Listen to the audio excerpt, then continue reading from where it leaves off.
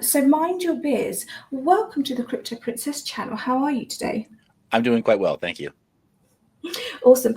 So Mind Your Biz, today we'll be covering your crypto story, which is really interesting because you're the first crypto YouTuber to come on the channel who's into mining, and it's something that I really want to get into myself. But just before we start, if I was to meet you in high school, what kind of person were you? That's a phenomenal question. I think I was the kind of person who was really pushing to achieve greater self-awareness, and so I didn't align with any one social group. I was something of a very social person, but I tried not to allow myself to be held down to just one label. There were certainly people in my high school who may have thought that I was one of the stoners, one of the druggies. I never did drugs in high school at all. I never drank. I never partied. That was kind of not my scene. I was raised incredibly religious and conservative, but then I didn't adhere to sort of conservative standards of dress and grooming, and so there were a bunch of kids who didn't really know where to put me in. They didn't really know if I fit in with their group, and so I wound up kind of socially walking through walls a lot, and people couldn't, they, even if they wanted to, they really couldn't keep me out of their social circles, because if I felt like going someplace, I just went. So very self-determined, but also a little bit of a misfit, we'll say. That sounds just like me. So I wasn't raised religious at home, but when I was at school for years, I went to Bible club. And I think for about 3 or 4 years, and I read the Bible cover to cover, although I'm Muslim. So yeah, that sounds just like me, and I was a proper misfit as well. Okay, also, oh my God, that's lovely to hear. So let's talk about 2016 now, because that's when I think you got into crypto. 2016, for those people who are unaware, was a halving year. So Bitcoin was, I think it was around about 400. I think the lows were around about $400. The high was $1,000. It was a really good year for Bitcoin. And also there was a lot more altcoins in the market. It was very, very early. I think Bitcoin was only 7 years old. So you discovered crypto really early. First of all, tell me, how did you discover crypto? Well, to my shame, I discovered crypto several years earlier than that. I have a couple of brothers who were running a multi-coin mining pool as far back as 2013. So I actually missed the class of 2013, as I maybe should have, based on, family members who were very tech savvy individuals who were doing things that mattered in the industry at that time, and who talked to me about it. We didn't hold back. They shared their notes with me, and I shared my thoughts and considerations and concerns with them. And at no point did the words "that sounds like a scam" or "that sounds like a Ponzi or a bubble" ever come out of my mouth. And so they kept talking to me about it, and I did learn a lot about cryptocurrencies, and in particular Bitcoin, during those years, as well as the Ethereum ICO and a few other coins that were launching during that time. To give you an idea, I worked in tech, and so the Doge meme was not lost on me, and it was a meme before it was a coin, before it turned back into a meme again. But yeah, so I was kind of steeped in this stuff, and I still feel very ashamed for not moving sooner. I really should have had my first exposure years before, but I was just very slow. I love that. I absolutely love that. I love it when a family comes together, and they kind of, I love this. And then obviously later on, you guys probably bonded over Bitcoin and crypto. But tell me about your brothers, because I'm so interested. How did they discover Bitcoin in 2013? And for those people who are unaware, 2013 was exceptionally early. Bitcoin was only 4 years old. The Genesis block of Bitcoin was on the 3rd of January 2009. 2013 was Bitcoin's first bull run. We had 2 peaks, one in Q1, one in Q4. Yeah, if I may briefly interrupt, also, I think Satoshi felt very strongly to warn Brits about the fact that the chancellor was on the brink of a second bailout at that time. Was very concerned about what your government was doing at that time. He was, yeah. Oh my gosh. 2013 was so early. Oh my God. How did your brothers get in? Well, I don't mean to be condescending in any way or trite when I say they just read a lot. So they are very steeped in all kinds of fascinating tech culture and privacy and sovereignty tech. So we compare notes on mesh networks, on VPNs, on Tor and mixed nets. We compare Wow. notes on different modes of communication, walkie-talkies, ham radio, other types of just interesting little tidbits and factoids. And the one brother who sort of was really more ahead of the curve on this than anybody else, it didn't hurt also that while the rest of us were raising children, he was a bachelor, so he had a lot more time on his hands to go and read than we did. So I think that was the missing ingredient there for him to have all that time, all that free time to just really pursue only his interests. See, I didn't know this about you, and I'm absolutely fascinated in your family because I've also covered psychology on my channel. This is absolutely fascinating. How many brothers do you have? I'm one of 5. One of 5. Okay, awesome. I have 4 brothers, and I also have 4 sisters. So. Oh, lovely, lovely. Oh my God, that's amazing. So your brothers, the ones that were in tech, or sorry, in Bitcoin mining, were they older than you? Yes. Okay, so you had, and okay, that's absolutely amazing. So you had those role models as well. 2013. I know we're talking about your story. I am so sorry. Just very quickly. No, it's relevant. We're nothing without our family. We are the product of our environment. I can't agree more. This is important. So thank you. What have your brothers done with the Bitcoin that they mined in 2013? Spent it all on drugs and prostitutes, obviously. It's the only answer. Okay. Or they lost it in a boating accident. I can't remember which. It was maybe a combination of all 3. The drugs, the prostitutes, the boats. I think they were all interrelated. But the bottom line is you wouldn't be interested in where they are now because you probably can't find them. But anyway, okay. Yeah. Okay. But they had a phenomenal run while they lasted. Yeah. Okay. So let's go back to your story. 2016 came along. Still super early. You decided to get into mining. I suppose your family had a massive sort of influence on you, and that's probably why you got into mining. Yeah, well, certainly that one brother, we get along very well. I would have to say that we get along probably better than I do with most of my other siblings. Maybe you're familiar from the psychological standpoint of coming from large families, that children of large families, they tend to split, right? They tend to sort of splinter into different subgroups of different sibling cohorts, and so when there's a functional reset in terms of birth order or ordinal position in the family, if there's a break of more than, say, 2 years psychologically for the early childhood development of that child, when you get more than about 2 years of a reprieve, the mother and the father between the next child, there winds up being sort of a cultural tie-off. And so there are different sort of factions in my family, and this is the brother from a different faction with whom I get along best, we'll say. So it sounds so bad to put it that way, but psychologically, look, you can look up the receipts and you can exonerate me later. But the point is, like, we have a bit of difference in that he's an elder Gen X.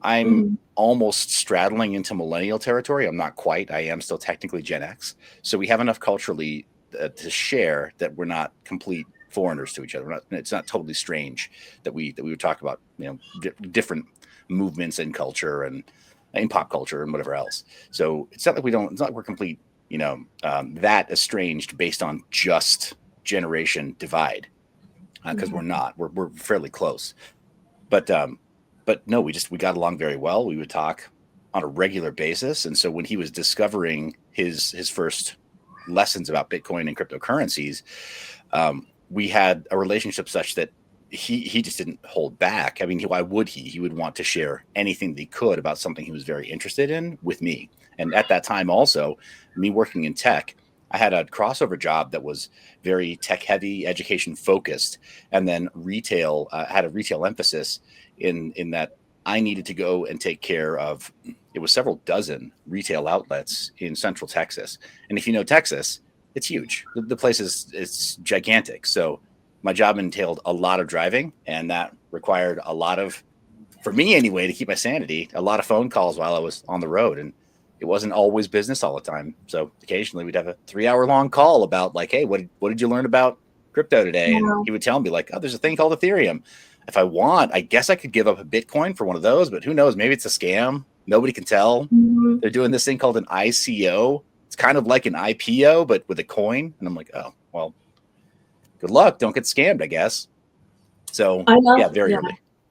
I love that relationship that you had with your brother, because getting a man to talk is very, very difficult. And you were spending 3 hours on the phone with him. And for those people who are not, who are unaware, Ethereum initially, I think the white paper was written in 2000 and I can't remember now, 14, I think. No, the white paper I think was written in 2013. The ICOs in 2014. I think it was released in 2015. So you were very, very early. And Ethereum was released as proof of work. Was it just Bitcoin you got into, or was it other coins like Ethereum or Dogecoin? Well, consider that when I actually took things seriously and really moved in late 2016 to start gathering materials and asking myself what is the method that I'm going to enter, and 2017 actually diving in, there was so much more than even just Bitcoin and Ethereum or Doge. Doge was still considered something of a joke, as you recall. In 2016, that halving year, Dogecoin was panned largely by people. And I still have, to my credit, on my Facebook, I still have a post saying you really should not ignore Dogecoin. I mean, the power of memes is hard to overstate.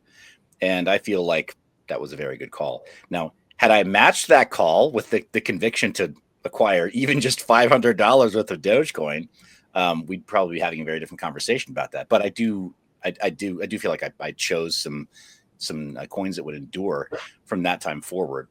Now, because of the background that I have from doing very tech heavy training, very tech heavy education, the move into user generated content and having a YouTube channel was it was a hand in glove proposition, where others, were maybe are very showy, or they get on a channel to kind of perform like shock jocks, so to speak, and get shock value from their audience, or talk about hype and hype cycles.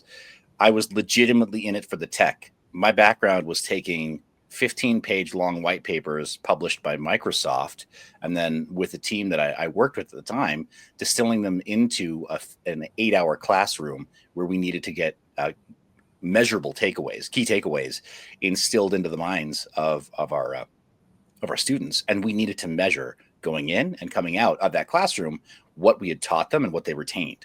So I'm the sort of person that, like, at least at that time when I was starting with my content, I thought, well, I've got the skill set to do this and maybe make it interesting enough and provide enough value that that this will matter to somebody who's getting involved in the mining and the tech side. Anyway, I'm jumping ahead a little bit. I apologize for that, but no, yeah. it's absolutely fine. It's absolutely fine. So what we'll do is let's talk about 2017 now, and then we'll hit upon 2018 and the YouTube channel. So for those people who are unaware, 2017 was Bitcoin's second bull run. ICOs was the height of 2017. Bitcoin went from around about $1,000 straight up to just under $20,000. It's actually my favorite bull run, because you start Bitcoin's going and going like this, and then it just goes up like that. We had an amazing bull run. A lot of people came in. It wasn't just the Chinese like it was in 2013. What was 2017 like for you as a miner? Well, 2017, it was not all that exciting for me as a miner, because I was still essentially just cutting my teeth on some of the tools and lessons and opportunities. So I tried, for example, my first effort, it's so bad, but I tried my first effort at mining at my place of work, which went quite well. I just didn't retain any of the coins. I know there's somebody in your audience is saying that has got to be illegal somewhere. It wasn't, I promise you. It was not illegal where I was working, and I knew the owner very well. Actually, very small company. But yeah, just mining Monero on all of the workstations of at the place of work. So that was kind of interesting. Now, again, did I retain any of those coins? No. Should I have really been very, very careful with those? Yes, that may have been significant, but still, it kind of opened my eyes to the opportunities. And these are things that that Satoshi had written about years before. So I do fancy myself something of an educator. This is something that's very, very important to me is getting certain things right. I really don't like having somebody tell me later on, you led me astray with some kind of advice that you gave me or some kind of a conversation, where I've told them, yeah, I think this is the way that that this system works or this product works, and then having them come back later and say like, well, I had to unlearn what you taught me. So yeah, really, really knowing about the industry, really knowing rather about the domain of mining, and really knowing what I was doing, that mattered. So I took a little bit of extra time, sharpened the intellectual saw, so to speak, so that when I did finally get to work, I felt like I was getting real traction, really, really cutting to the heart of the issue. But yeah. Let's talk about that. So let's talk about 2018 now. So 2018, 2016 when you got in, that was a halving year. 2017 was a bull run year. 2018 naturally was a bear market. So the end of 2017, the SEC came in and it issued Wells notices to cryptocurrency exchanges and cryptocurrency projects. There was economical concerns, and naturally it was the end of the 4-year cycle. What was it like for you in 2018? I know a massive amount of things happened to you. I know you started your YouTube channel, which is something that we're going to delve into, but also I want to know how a miner in 2018, what was life like for him? Yeah. So in 2018, I think a lot of people, when they're looking back at the macro situation within crypto, they look only at the major market cap coins like Bitcoin and maybe Ethereum. They don't always look at some of the mining difficulty between those two networks and some of the block rewards and how things would go for a miner. So that's why, and I know that you don't intend to do this. You're very thorough in your research of the markets. But looking back, 2018 was not the worst time. Actually, we look at end of year, right? New Year's going into 2018, and it looks like a bloodbath for anybody that was just holding Bitcoin. And of course, it was, right? They absolutely got metaphorically decapitated, right, financially. So it was a horrible time. But moving into 2018, there was so much that was going well in the mining scene. Profitability for Bitcoin, sure, was going down for miners. Profitability on Ethereum, yes, was also going down. But there were so many other interesting things happening in the crypto ecosystem. Among them was a move away from GPU mining to using ASICs or fixed function devices. That you're aware of this. Maybe your audience is not so much. I'll give them the benefit of the doubt, but do a little bit of primer here, where an ASIC is a custom box that only mines maybe one to a small handful of coins, and a GPU or a graphics card. Everybody uses them in their video game rigs. They're capable of much more general purpose mining across more types of coins, though they may not be quite as efficient. They may not be quite as profitable. But the sort of the benefit of having that general purpose GPU means that miners who have large fleets of GPUs, hundreds or even thousands of them in a warehouse, they can turn their attention from one coin to another coin relatively quickly. And so the leadership of those foundations, or maybe if they don't have a formal structure, just the tech leadership of those coins, of their development, they need to be paying attention to what the miners want and their feedback and where they're pointing their hash rate. If in retail you can vote with your feet, right? You can vote with your dollars, and you can go to a different right outlet to show your displeasure at one one retailer. Then certainly within crypto, if you have that much voting power by having that much hash rate, you can go any number of places. ASICs tend to lock in miners. However, they also tend to increase security. And there was a huge battle that took place both after the fork of Bitcoin into Bitcoin Cash that was still ongoing into 2018. It was a very frothy environment. I think it's most people just look at the ticker symbol BTC and conclude, well, it was over. But from being in crypto, one person's "it's over" is somebody else's "we're so back." And within mining, that was everybody, every miner's "we're so back," because it was just very interesting.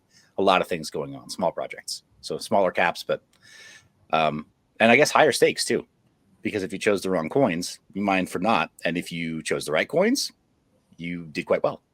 So. Oh my God, this is something we're going to have you back for another live stream, because I absolutely love this. I've covered the block size wars on one of my live streams. For those people who are not aware, this was an absolutely fantastic, not fantastic, it was a very, very interesting time in Bitcoin's history, and the miners had a lot of power. Okay, let's talk about in 2018, you decided to open your YouTube channel. What made you go down that route? Well, some of it was the previous history as a senior national trainer for Microsoft. I worked on a small team of North Americans who we covered a territory from coast to coast in the United States, where we trained almost every retail employee who would talk about any Microsoft product, and let that sink in for a moment. Any product that's consumer oriented that bears Microsoft's name. We weren't the sole team that was doing that, but we were the point of the spear, so to speak. So we trained almost everybody in the United States. Wow. It was a large task, and we were specifically tasked with ushering in Windows 10, and then Windows 10 mobile, when they still had an interest in pushing a mobile operating system and a sort of a cohesive ecosystem where your computer would talk to your phone would talk to your Xbox, etc. So we needed to be conversant in the entire, at least the retail, the consumer product lineup. And so going from that kind of work, where I was given, we would do these 2-day retreats as a team, and again take a 15 or 20 or 45 page essentially white paper that the Microsoft team would give us, and then as subcontractors massage that whole white paper into something that looked like a message that an average person could just understand.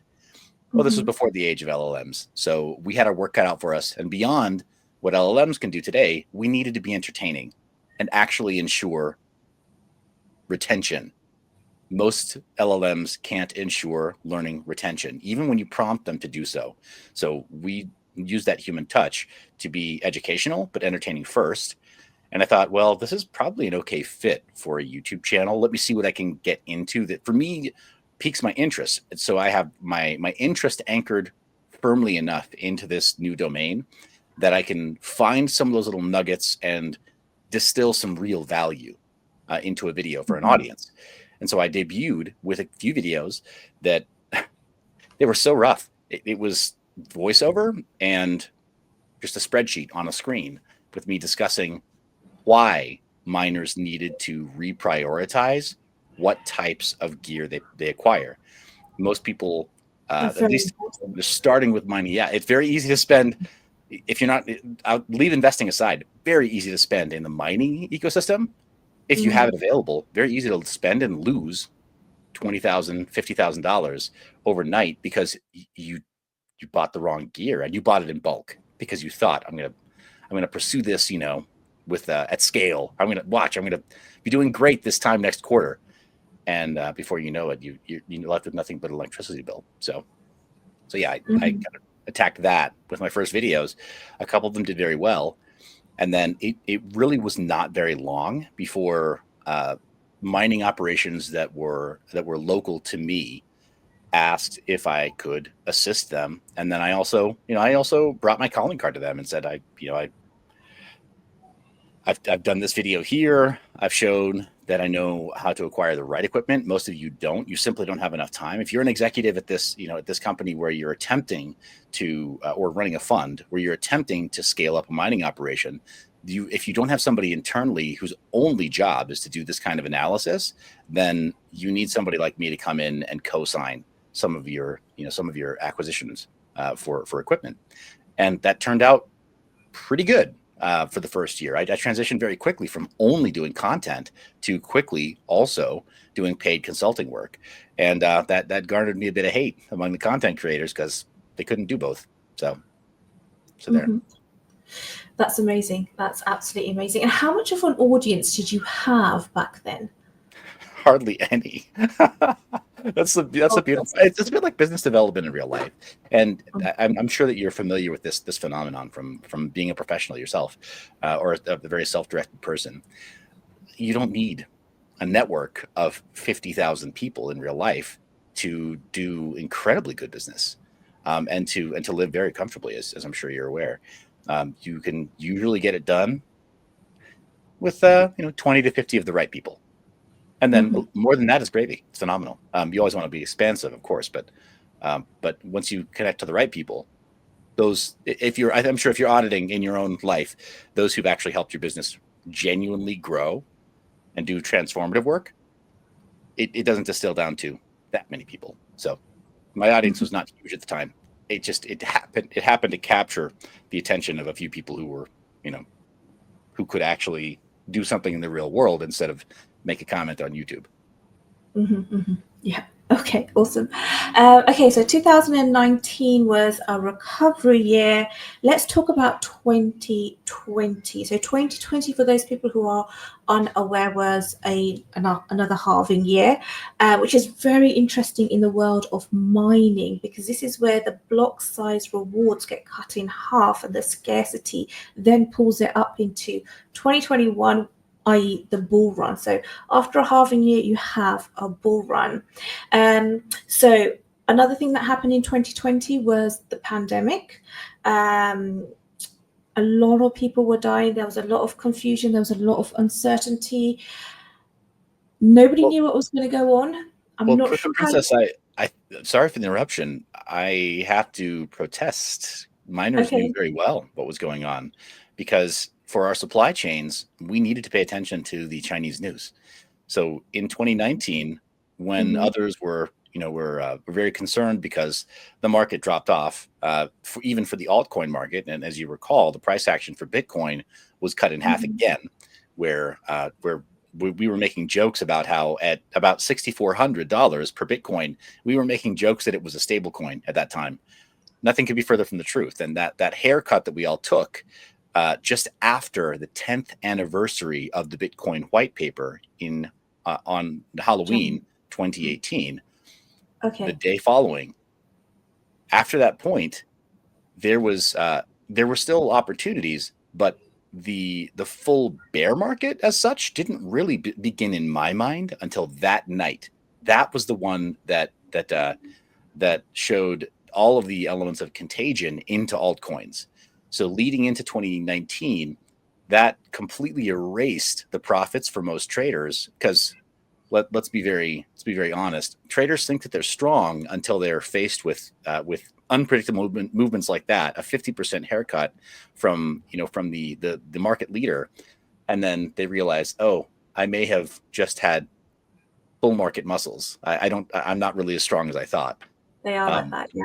So 2019, leading into 2019, I was doing business development for my consulting business and still doing quite well, because any of these interests that were tied up into infrastructure for mining, consider that some of these people were running $20 million and $50 million funds.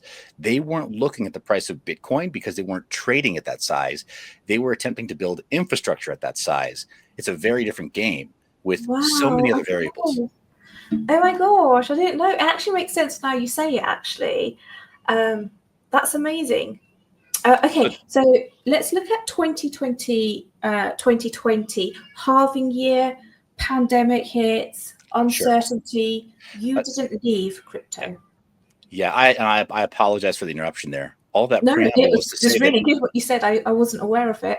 All that preamble was to say that 2019, I was glued to Chinese news like it was my life. And I also had, I had WeChat conversations with people who would be assisting me in importing equipment directly from mainland China, because that was my business, was to chase down the efficiencies in those other business models and make sure that there was profit margin in the in the operating budgets of larger groups.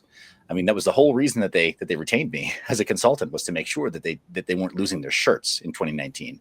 So while others may have said, well, okay, well, it's too boring and this is too hard and it's going to be impossible, I was saying these folks have they have money to spend, and you don't make the money on the sale. You make the money on the acquisition, right? That's where the margin is always gained, is on the acquisition of any asset. And so when they were building infrastructure, I was saying, fellas, everything's on sale now because despair has fully set in. So paying close attention to the Chinese news, all that preamble is to say, end of 2019, those of us who were paying close attention to Chinese news, we were very aware of the pandemic. We were very aware of what it really was. We were very prepared.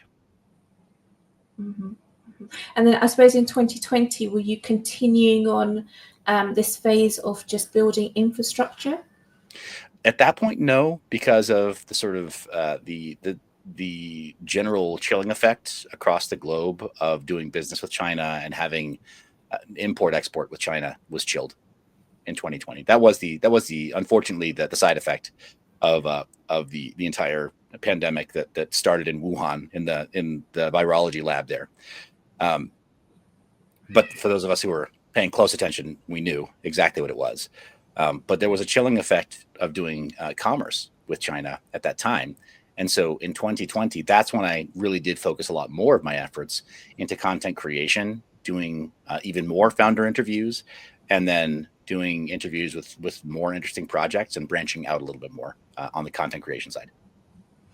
Okay. So 2020 was more focused on your channel.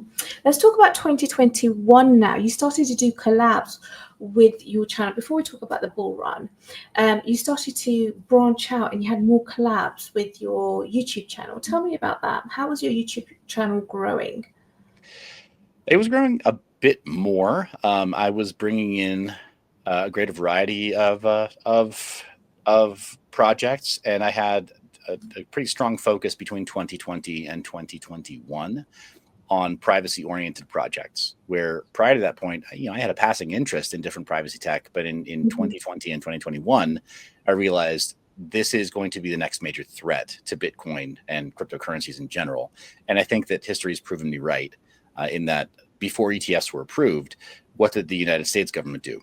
They ensured that the developers of Tornado Cash would be arrested. And they also ensured that Whirlpool, the most successful coin join technique for Bitcoin, would be squashed. Neither of the ETFs were approved until those conditions were met. So I feel very much like I held the receipts to a bit of prophecy there, almost 4 years in advance. But in 2020 and 2021, I placed a heavy emphasis on interviewing privacy-oriented projects and was the very first ever video interviewer of the earliest Monero developer who went on to create a different coin called Zano. Wow. How did you get that interview? He asked for me. Oh my gosh, that's amazing. I feel very flattered by that still. Yeah. He asked for me. Oh my God, that's so amazing. Okay, let's talk about the price action of 2021. So 2021 was another bull run year. We literally started off the year, I can't remember, around about 30,000. We literally went up. Princess, I apologize. I need to also interject that 2020 into 2021, I also spent significant time on Clubhouse. So there are no public breadcrumbs of some of the work that I did. A bit like some of the other content that I'm sure we'll cover a little bit later. A lot of, I think, my best work has been ephemeral. And so if you were there, if you were there, then you benefited. But yeah. But a lot of work on Clubhouse, and then specifically worked, I want to give credit where it's due, with a gentleman named Eric Anderson, who ran a Clubhouse room called Crypto and Coffee.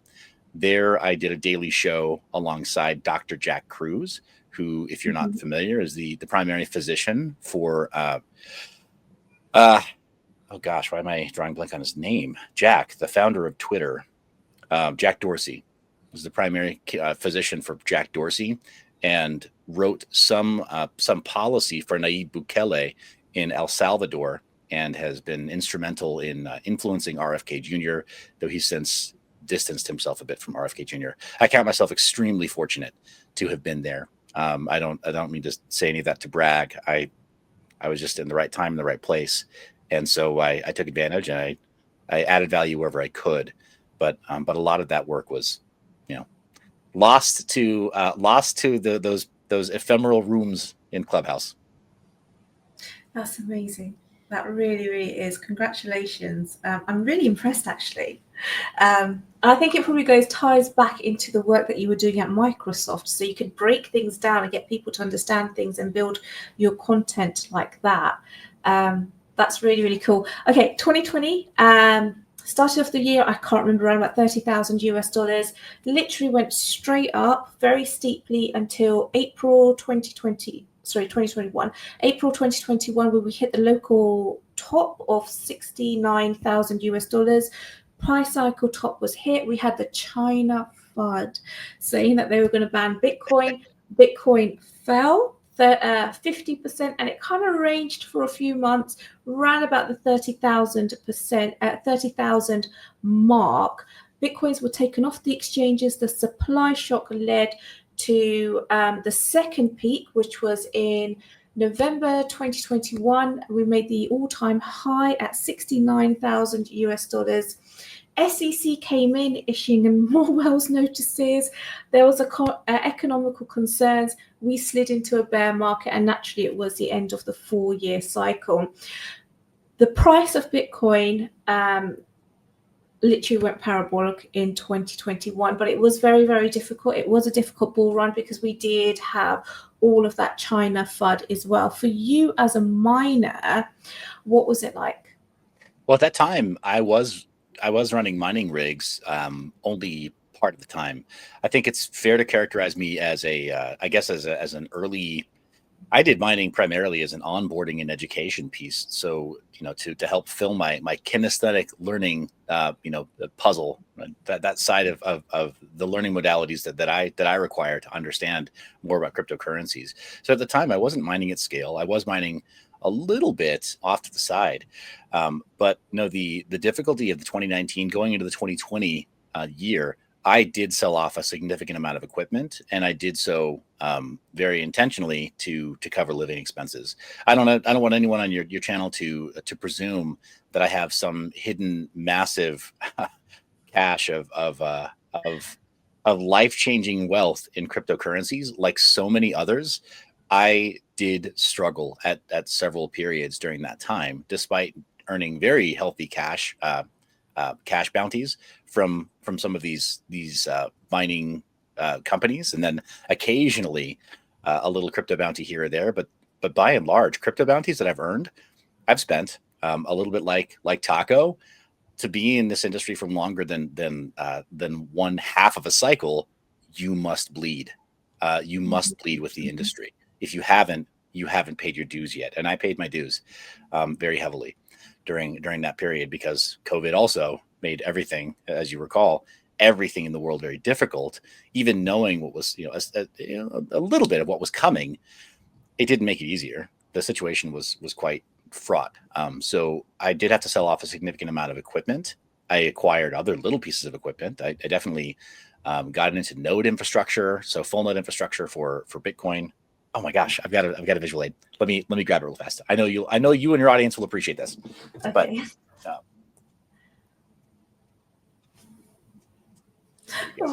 so here's a Raspberry Pi node case.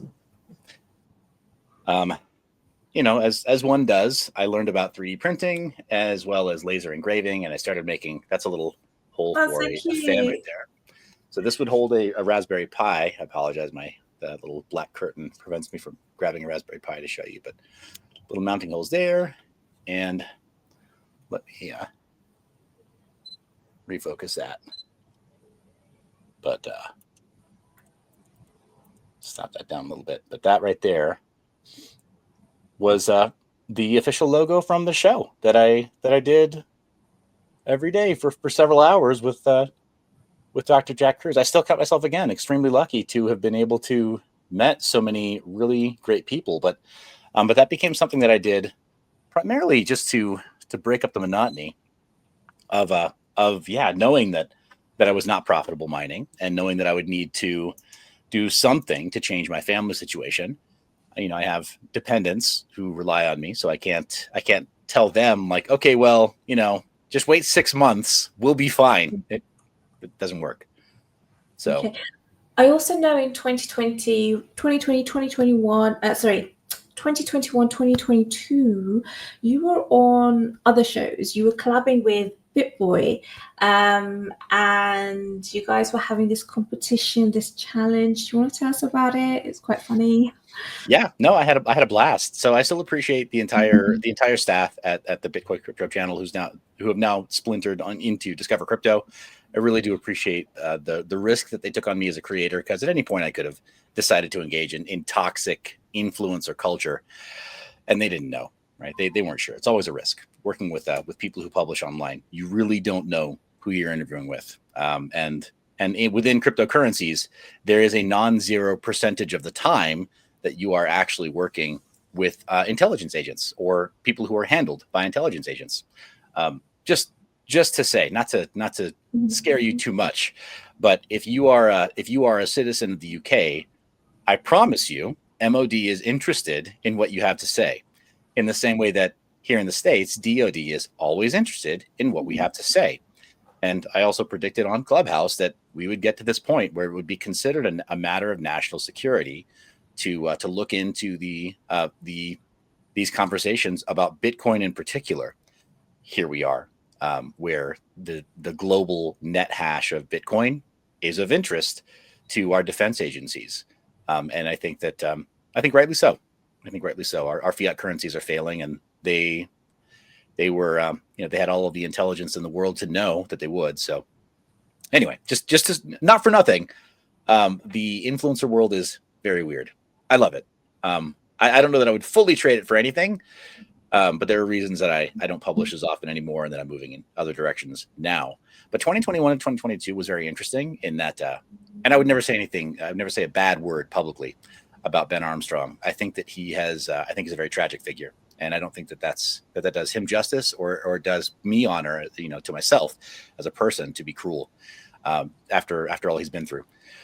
But 2021 to 2022, while he was going through his main character arc, we'll say, he would, I won't name a source, but I have it on good authority that he, in his game show around the blockchain, some of his staff were instructed to make sure that he won.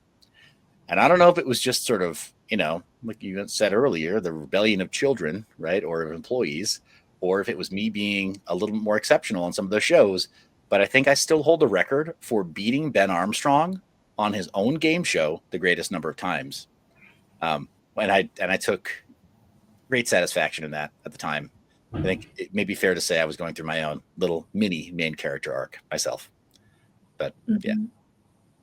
Okay, awesome. So that was 2020, 2021, the bull run happened.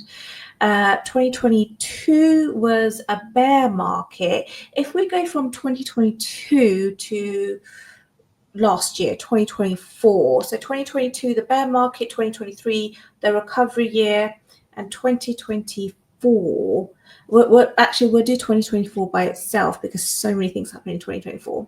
What were you doing in 2022 and 2023, the bear market and the recovery year? So 2022 and 2023, I was hired through a mutual friend to work at a company called Viral Nation. They're the world's largest influencer talent management agency, and at the time, they did not have the native intelligence to be able to address Web3 contracts. They had done all kinds of brand deals for their influencers, and they have hundreds of them across every major niche that you can imagine for influencers or KOLs. But they managed hundreds of influencers who are high impact. They subcontracted through some of the largest names in the industry. I don't even need to mention them. If you log on to TikTok or YouTube, and Instagram especially, you'll see them. And this company managed hundreds of them. And had, to give you an idea of how well they did, just in fiat terms and in the regular Web 2 industry, in 2021, going into 2022, Viral Nation crossed $1 billion of annual recurring revenue. They were a powerhouse agency.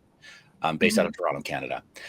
And they hired me and another friend who I now do freelance work with. We work in a small boutique now together, but we were hired as internal consultants to help do the intellectual heavy lifting of steering this giant $1 billion ARR ship towards being able to do successful Web3 contract work for marketing. It is not easy.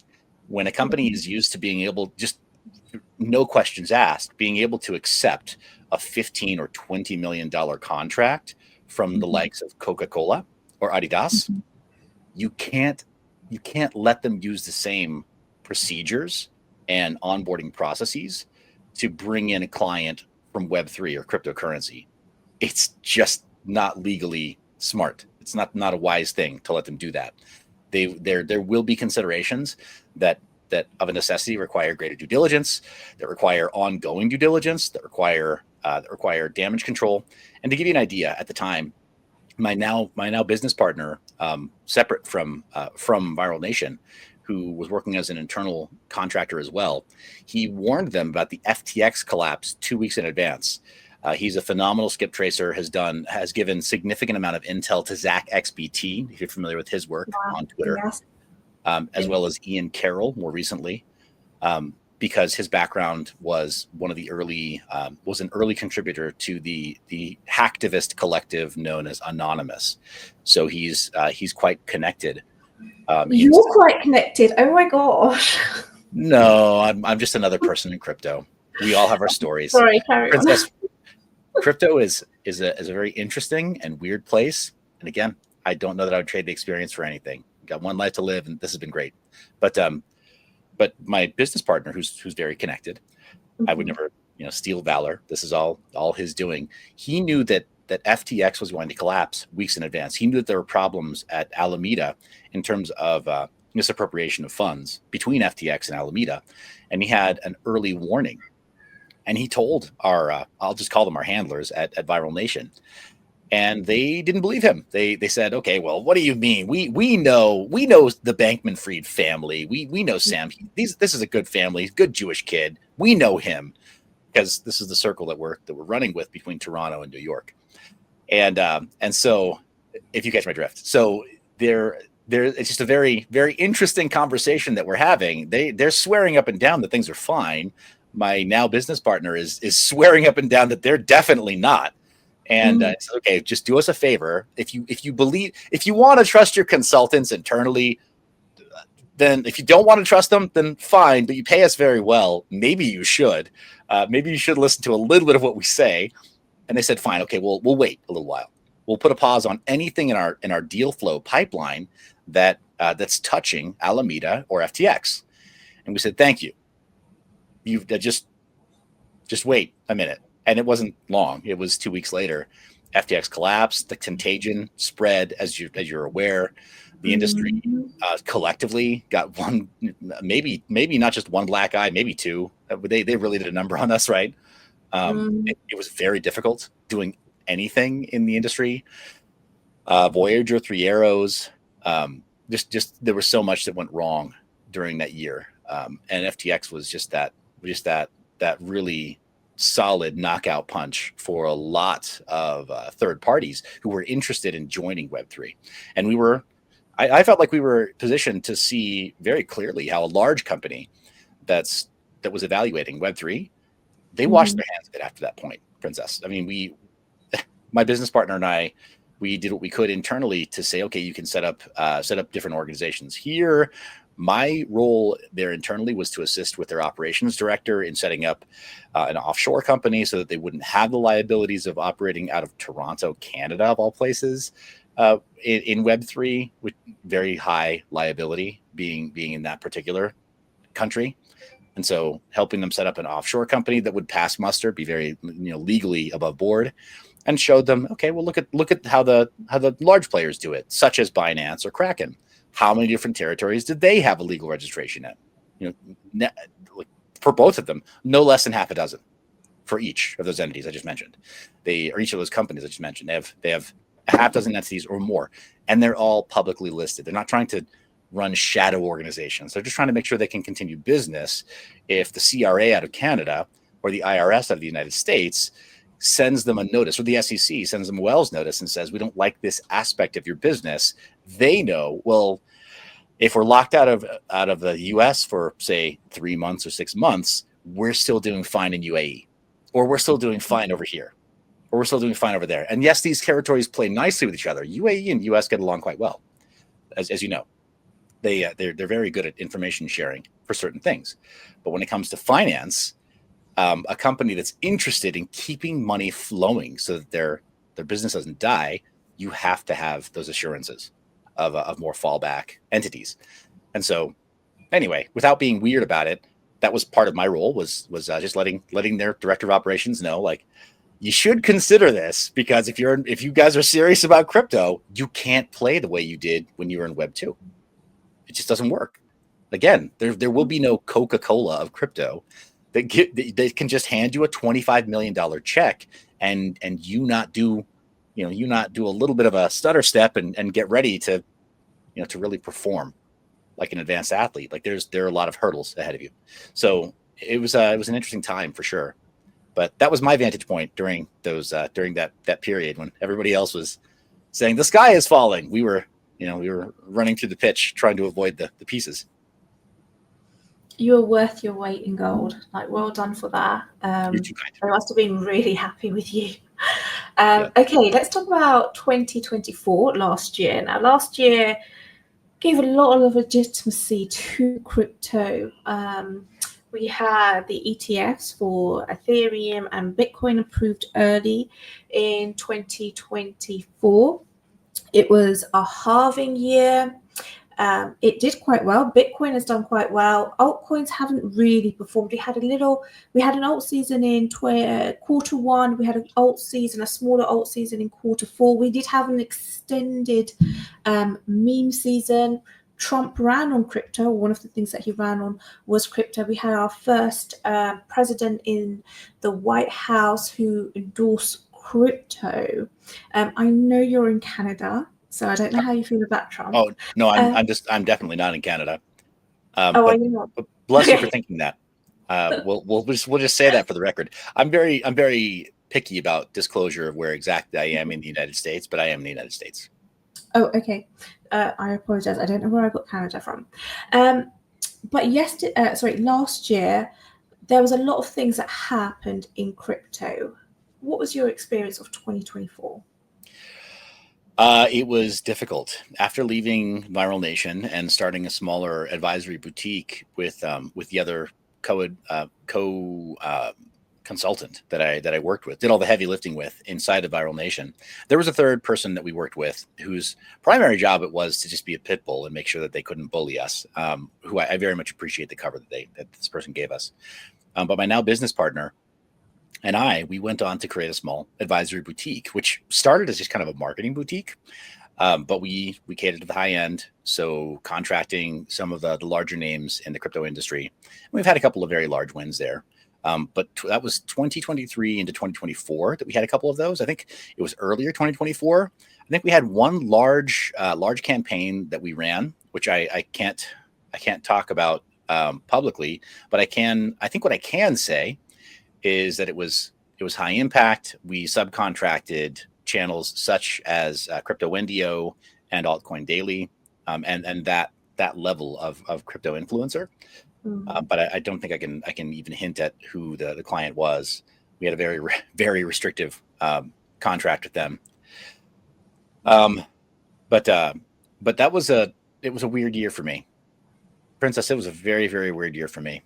The closer I got to we'll just say that was my I'm going to mix metaphors here, but somewhere between Icarus and a phoenix. I definitely flew too high. I definitely burned up, and I'm definitely rebuilding myself from the ashes now. So yeah, sure, those are okay metaphors to mix, right?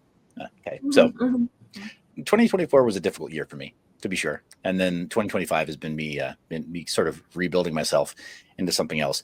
I absolutely love the promise of cryptocurrencies, and I love the promise of privacy tech within cryptocurrencies. I saw a little bit too clearly in advance what could happen. And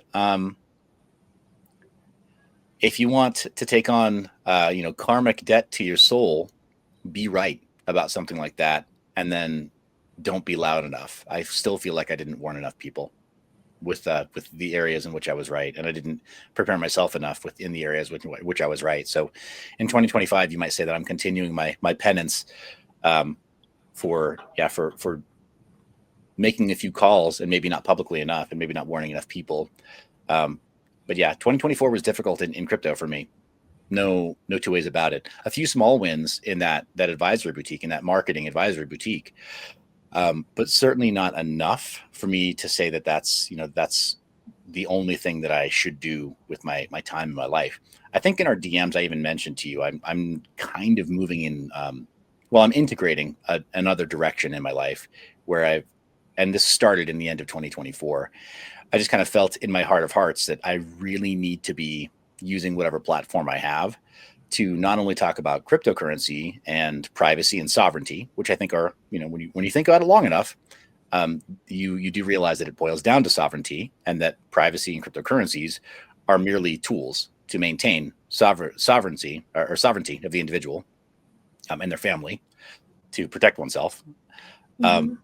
But I realized that even more foundationally, in terms of claiming sovereignty, most people have a block somewhere much more fundamental, and that is typically in their hearts and in their minds, not even believing that their life is worth preserving in a private or sovereign way.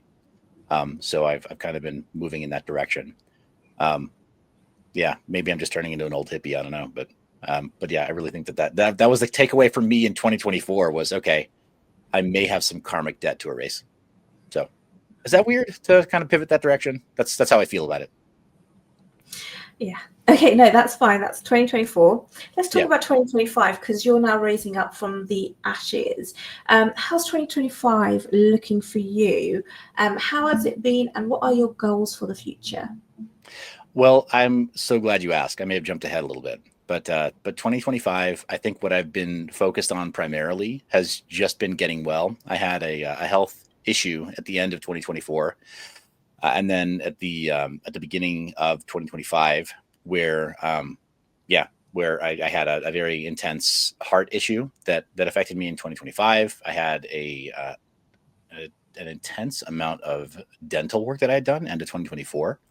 And between those, I'm sure they're related.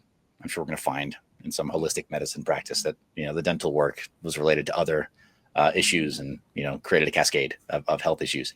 But I've been fighting a little bit with some health issues in 2025. So I've been much more passive in my business. Thankfully, I have two business partners who are very active. But no, we've been advising a couple of small projects in their marketing efforts, their go-to-market strategies. And one of my business partners, rather the other two, they've been focused on helping with crypto companies to raise funds, which is, now we're not broker dealers or anything, but that has been kind of the movement for us, is trying to find really good cryptocurrencies, not just cryptocurrencies, but the blockchain projects, any kind of project that's building on blockchain. That could be AI oriented, it could be GameFi, it could be video content, it could be any number of things. As you know, blockchain as a technology is somewhat plug and play at this point. You can make it a piece of the puzzle for any number of business applications. But is it always the right choice? And that's kind of what we're looking for, is companies where blockchain is an obvious choice, where it definitely makes sense, and then attempting to offer our services where we help with marketing advisory work, and then my business partners are interested in introducing them to their networks of high net worth investor groups, angel networks, and VCs. So that's one small goal there. But for me personally, I have been moving a lot more towards creating applications that also use these technologies, but are much more geared towards so-called spirit tech. I don't know if you've heard that name before, spirit tech or spiritual technology. No, I don't think I have. It's okay. It's okay. It's kind of a strange thing. But think Are you familiar at all with that tarot, for example? Very large, very big in the UK. A game? No, it is not a game. I'm not too sure. No, I'm not familiar with any of this, if I'm honest. Okay, fair. Are you familiar with gematria or numerology? It's big in every culture. Yeah, I kind Okay. of. Okay. All right. What is gematria but spirit tech? It's a procedural, mathematically based divination tool, right? It's tech that's meant to be spiritual. Mm-hmm. I know I'm it's not a little really weird. into it. Yeah, No. I'm not so into it. I mean, Fair. And I don't mean to convert you. This is not me proselytizing. This is just me saying that this has been something of an interest of mine that I'm bringing more into the light. And without splitting hairs, I mean, I think sometimes, and this was me with my extremely conservative upbringing. I think sometimes we're very concerned by some of these practices because let's face it, for all of our lifetimes, they've been labeled to us. They've been labeled as the occult. But what does the occult mean except that which is hidden? My interest is in bringing those things that are not, those things that are actually benign from some of those practices, and not strange or meant to be used in an offensive way. But again, for the sovereignty of the individual, meant to be used in a defensive way, in a strategic and planning way, and then helping to bring to light those things that are benign, healthy, and helpful, and then just additive to the healthy and helpful spiritual practices of most people. And without tying in blockchain per se, there are some really good components that are plug and play into some of the products that I'm building. One of those products is an astrology app called Kick Astro, and it is, again, it's procedural, and it's procedural, but it's meant to be helpful. Have you ever heard the phrase, Princess, that millionaires laugh at astrology, but billionaires use it? I know billionaires use it. Yes, I know about this. Yeah. Yes, this is a fact. This is a, Mhm. and if you know, I you know. know, right? So, and that sounds like you know. But astrology, numerology, in some cases, the older, the older, we would call it numerancy, which is gematria, and then other systems like this. A good friend of mine from years ago, he's gotten himself into Kabbalah, but he's ethnically Jewish, and so that, I guess, for him made the most sense. Mhm. Some of these things make sense to some people. Without me endorsing anything, I'm just going to say this is kind of where a lot of my attention has turned, because I know too many people who've done very, very well, not to pay attention to things outside of just charts. A person who I still consider a good friend, Sam Price, he, on his regular live stream where he shows people how to scalp the markets every day, and he's earned the nickname Sammy Cup and Handy because he can identify a cup and handle pattern almost any time of day, depending on the time frame. He can help people scalp and make profits, which is his preferred method of trading with leverage, almost any chart, almost any time of day. But he credits a lot of his best work to really a quasi spiritual approach where he'll take a large cup of water like this, he'll squeeze in some lemon juice, and he'll tell his audience, okay, we're decalcifying our pineal gland. And we need to do this. We must do this in order to be more intuitive, in order to have a greater intuitive sense for the charts, even though I'm going to show you all of the indicators right now, the volume profiles, everything that's coming through, the current order book, our sells versus our calls versus our puts, everything. I think he still credits a lot of his success to something beyond just the material observative facts and data. So I'm in a strange place where I'm looking at that also, and without selling anything. I just mean to say, like, this is where a lot of my interest is right now, and I'm trying to be Mhm. as public about it as possible so that I can be value oriented. And when I find things that are good and benign and actually help empower the individual, I can share them as broadly as possible and help people. I need to live for, you know, I need to live for other people and for something greater than myself. So that's, to be very vulnerable with you. That's a very important part of my trajectory personally and professionally. But I still have the advisory business with my two partners, and we still very much contract with high-level influencers, top-level influencers in the crypto industry, because they still do work for hire. So that's a big offering for us, is in marketing. And then also on the advisory side, we're very careful about which products we take on, because in cryptocurrency, right, in blockchain, for every one project that's legit, I think there's been a proliferation. Last bull market, for every one project that was legit, there were 100 that were terrible. Now it may be 10 times that, with the advent of platforms like Pump.fun. So. Yeah. So for those people who are not aware, last bull cycle, 2017, there was a couple of thousand cryptocurrency projects. Now there's millions upon millions. I think it's 6 million now. The count's just going up and up and up. Oh my gosh. Mind Your Biz, thank you so much for coming on. Your story was absolutely amazing. There were certain things that you said and you spoke about which I had no idea about, and I'm really looking into mining as well for myself as well. So are you open to a suggestion? Mm-hmm. Okay, I apologize. I realize that we're going on a little over an hour, which is what you asked me for. If you are looking for your entree into crypto mining, then here are the 3 steps that I mentioned to Ken Bosak in 2018, who will be fighting in crypto fight nights against Grimace. Let's promote a friend there. He'll be fighting very, very soon. I don't know when you're publishing this, but Ken Bosak, a longtime friend now.